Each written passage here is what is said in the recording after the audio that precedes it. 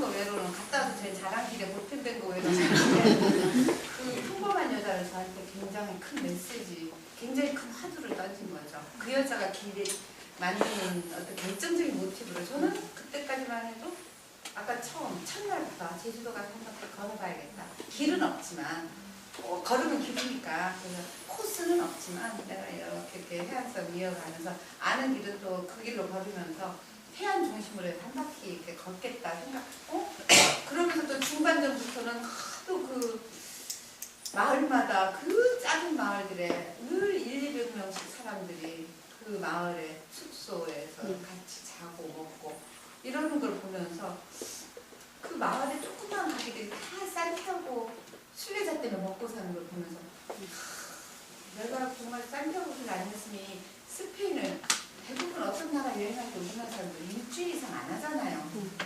심지어 뭐 유럽 여행 6~7개국도 10일에 미치는 속전속결의 그 여행 문화 속에서 저는 뭐 조금 어느 한쪽을 좀 길게 돌아보는 편인데도 되게 일주일 이상은 한 나라에 안 있는데 짧다고 그 스페인에만 35일이 있었던 거 아니에요.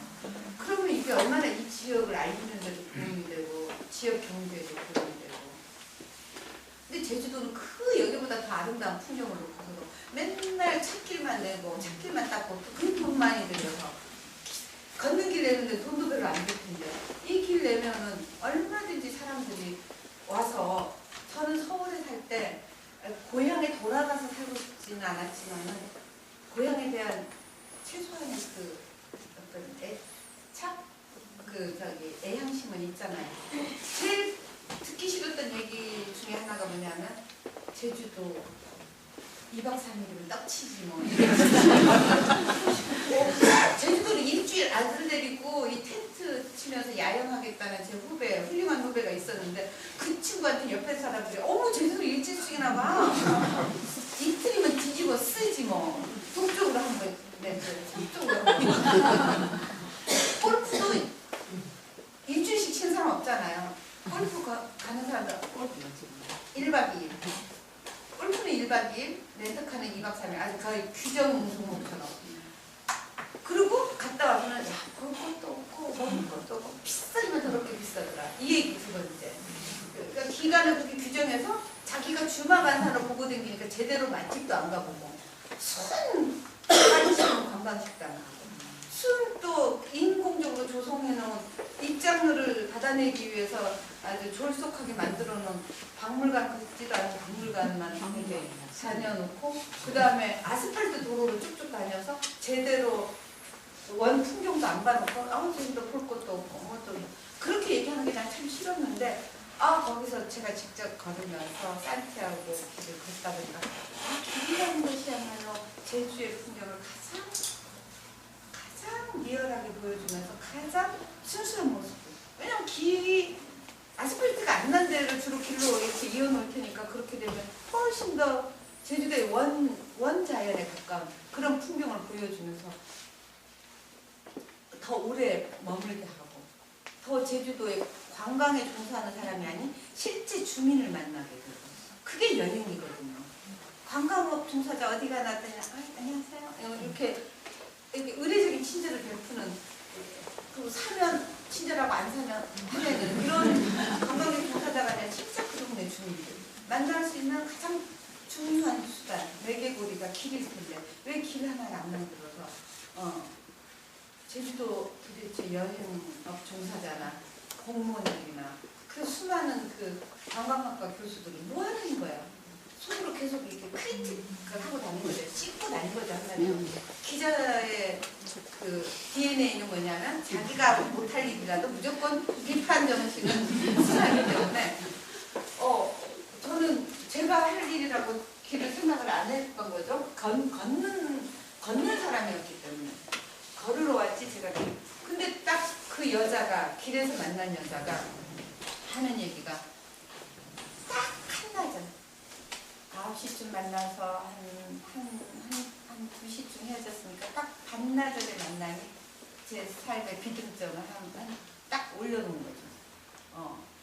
그 여자가 길에서 만났는데 저보다 5살 밑이었고 영국 여자였어요. 굉장히 인상이 첫인상부터 좋았고 제가 그때는 이제 거의 걸은 지 33일이 되는 날이니까 이제 영어 끝나기 한 100km 전이니까 마음도 좀 여유도 있었고 그리고 영어가 조금씩 이제 귀에 붙기 시작하고 입에 붙기 시작하고 귀에 이제 조금은 익숙해지기 시작하면서 좀 그 여자랑은 좀 더 깊은 얘기를 좀 나눌 수가 있었어요.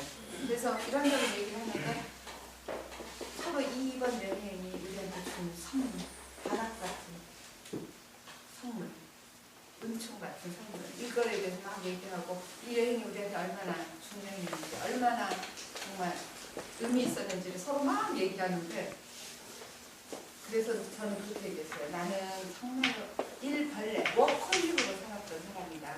우리 한국 사람들 다 부지런하지만 그중에서 나는 특별히 더 워커힐이었다. 근데 그래서 지난 23년 동안 직장 생활하는 동안 나한테 한 번도 제대로 효과도 못 줘봤는데 이번에 정말 오랜만에 몸과 머리를 씻어낸 기분이다. 워시 정말 이 대청소를 한 기분인데 앞으로는 5년에 한 번씩 이렇게 23년 만에 대청소하니까 핫수구가 너무 많겠던 핫수구.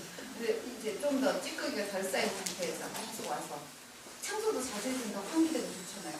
5년에 한 번은 나는 이제 한국에 돌아가면 절대로 정규직을 안 하고 자발적인 비정규직 노동자가 돼서 왜냐면 정규직이 되면 이렇게 1,300이나 빼놓고 한 달씩 이렇게 산타고 그래서 다른 이제 그냥 프리랜서가 돼서 산타고에 꼭 5년에 한 번씩 와서 이번에 50살에 왔으니까 55세, 60, 60을 그래서 걸을 수 있는 나이 때까지는 와서 나 자신의 그 영적인 성장 또 육체적인 어떤 그 상태 이런 걸 시험해보겠다 이렇게 얘기를 했더니 그 여자가 딱 한 말이 솔직히 그 얘기도 참 좋은 생각이지만 그랬어요.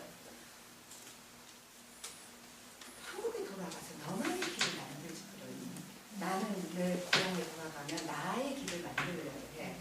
이 루트를 이웃겠다는 거예요.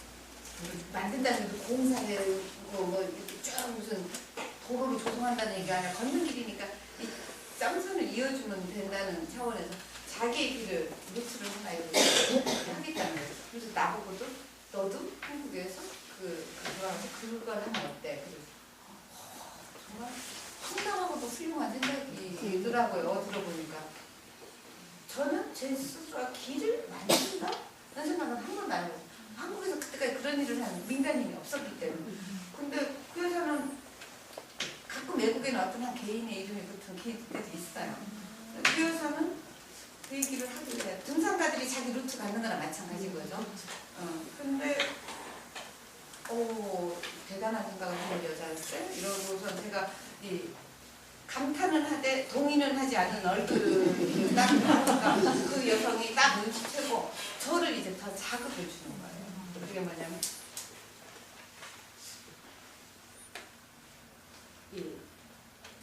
너는 알아. 한국이야말로 그런 길이 굉장히 시급히 필요한 나라 아니니? 그러는 거예요. 어전트하게 필요한 나라라는 겁니다. 깜짝 놀랐어요. 왜 제가 한국에 대해서 뭘 알고 어떤 판단을 하고 있길래 우리나라가 그런 길이 어전트하다고 말을 하나. 왜냐하면 거기서 어전트하다는 거는 결국 좋은 문맥이 아니었거든요. 길이라는 건 종합병원이다. 예방적인 종합병원. 아프고 너무 바쁜 삶에 쫓기고 너무 빠른 속도에 치이고 너무 그 경쟁에 아주 치인 속도와 경쟁 그 다음에 각박한 생활에 완전히 심신이 나달나달해진 그 피폐해진 아직 뭐 정확한 병의 선고는 받지 않았지만 예비적인 다 그 과로사 환자들 내지는 암 환자들한테 이거는 촬영전도 필요 없고 의사도 필요 없고 수술도 필요 없고 자기가 자기를 스스로 자신이 두 발로 걷는 행위 하나만으로 치료할 수 있는 그런 길 자체가 하나의 종합병원이다. 이런 얘기를 우리가 쭉 하고 있었는데 너네가 그런 길이 시급한 나라야 하는 거는 뭔가 잠재적 환자가 많다는 부분이 딱 연결이 되니까 제가 갑자기 이제 애국심이 그 여자라고 친하게 얘기하고 있는데 왜? 그랬어요 제가. 너 무슨 근거로? 그 그렇게 말한 이유가 뭐니? 그랬더니 그래서 나 사실 너네 나라 2번이나 가봤어. 그 전까지는 서로 개인적인 얘기만 하니까 국적은 얘기를 했지만 한국 얘기도 이동을 안 했어요. 사실 너네 나라 가봤다는 거예요. 국제회의 하러 2번. 근데 난 너네 나라 가봤는데 나의 관찰한 바로는 나의 생각으로는 너희 나라는 크레이지 컨트리더라. 미친 나라더라. 근데 그거는 그 여자의 아주 주관적인 판단만이 아니라 우리나라가 갖고 있는 많은 객관적인 지표들이 이걸 얘기하고 있어요. 애들이 이렇게 왕따를 주고 그 왕따 때문에 이렇게 자살하고 이러는 게 그 사회의 구조하고 무관하지가 않거든요. 애들한테 공부가 전부다 그러고 공부만 하고 있으면 다른 모든 거는 그냥 면제가 돼버리고 또 애들이 그렇게 오래 붙들어 놓고 공부만 시키고 있으니까 애들이 다른 자극적인 행동에서 어떤 쾌락을 찾고 쾌감을 찾고 친구들이랑 무슨 운동을 한번 한 적이 있어요. 봉사활동을 제대로 된 의미의 봉사활동을 해보지 협동하거나 나누거나 서로 그 도와주는 것의 의미보다는 좀 뭔가 후진 게 있으면 갈구고 괴롭히고 이게 경쟁 사회가 난 뻔히 일그러진 자살인 거. 우리나라 OECD 중에 자살률이 1위잖아요. 우울증이 제일 많고 이런 거는 그만큼 사회가 많은 사람을 지치게 하고 병들게 하고 있고 많은 사람들이 잠재적인 우울증 환자이라는 걸 얘기하는 거예요. 그러면서 그 여자가 또 얘기하는 게 그리고 너희 나라 그 여자가 봐서 그 근거가 이런 지표가 아니었고 그 여자가 말하는 근거는 뭐냐면 너희 나라 사람들은 다 모두가 똑같은 방향으로 미친 듯이 달려가는 것 같아요. 서로가 좀 사람이 다 다른데 방향이 다 달라야 될 텐데 모두의 꿈이 다 똑같고 더 넓은 아파트, 더 높은 승진, 뭐 하이 샐러리 그게 전부. 그리고 너 왜 그 길로 가니? 그렇게 물어보면 사람들 다 그런 거 하고 있잖아. 나 붙잡고 그런 말 물어보면 그 사이에 나 저기 경쟁에서 밀려 이런 식의 느낌을 자기 받았다는 거예요. 왜 내가 사는지 무엇을 내가 좋아하는 사람인지 진정 내가 하고 싶은 건 뭔지 월급이 조금 덜 받더라도 조금 승진이 늦어지더라도 그런데 남보다 승진 1년이라도 늦어지면 안 되고 그게 너무나 괴로운 일이 돼버리고 남보다 월급 조금이라도 덜 받으면 안 되고 남보다 적은 아파트에 살면 안 되고 동창회 갔다 오면 남편이 갑자기 정말 완전히 미워지고 그 비교하는 마음 때문에 그렇거든요. 그 승진하고 출세한 그 남자가 집안에서 더 좋은 아빠라는 아무런 보장도 없는데도 집에서 어떤 아빠인지 무슨 짓을 하고 있는지 모른 채로 그 남자의 그것만 생각하면은 누구도 행복하지 않은 그 집은 그 집대로 또 다른 불행감이 있을지 모르는데 하여튼 그런 식일 건데 그 여자가 또 하는 얘기 뭐냐면 그리고 그 서울이라는 게 말이야 그 수도 캐피탈 서울은 패러블 시티더라. 우리나라는 크레이지 컨트리고 서울은 패러블 컨트리예요. 너무 끔찍해서 어쩜 그렇게 너는 나라 땅덩어리도 좁다면 땅덩어리 일부 테리토리에 어떻게 인구의 절반이 모여 살면서 하늘을 찌르는 아파트와 그렇게 땅속 깊은데 지하철을 10수 노선을 10개도 넘는 지하철 어떤 외국의 큰 도시보다도 우리나라가 고층비싸니 주택가답게 좀 낮은 데도 있고 단독주택도 있고 빌라도 우리는 마지막 남은 빌라까지 지금 필사적으로 없애려고 서울은 이제